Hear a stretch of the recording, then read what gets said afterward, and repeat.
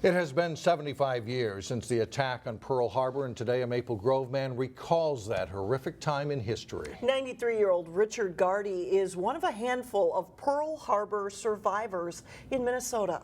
Reporter Sonia Goins has his story. I was just a kid. I grew up that day. Richard Garty was only 18 years old when the Japanese attacked Pearl Harbor on December 7th, 1941. I don't know, it was utter chaos.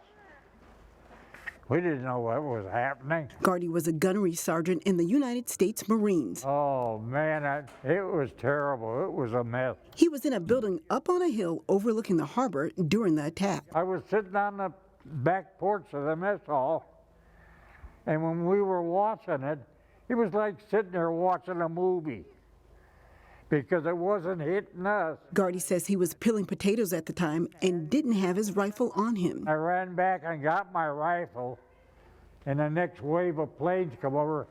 I was shooting at an airplane. I don't know if I hit them or not. About 200 Japanese planes dropped bombs on Pearl Harbor. They come in one after the other, two alongside each other. Garty says he didn't have time to be afraid. We went down to the edge of Pearl Harbor, and the tide was bringing the bodies in and the pieces of body.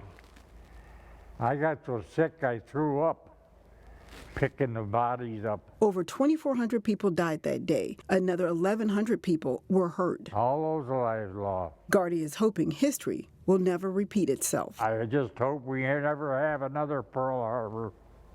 Never again, no. In Maple Grove, Sonia Goins, 12 News. Garty spent 30 years in the Marine Corps.